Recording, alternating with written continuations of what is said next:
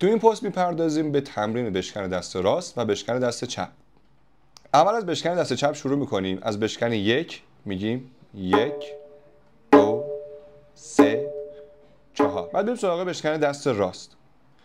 مچمون رو نباید تو بدیم، مچ بیرون، دست صاف. یه کوچولو مچ خودش ناخودآگاه وقتی میخوایم بشکن و لب تنبک بزنیم میچرخه، نباید خودمون از اول بدیم تو.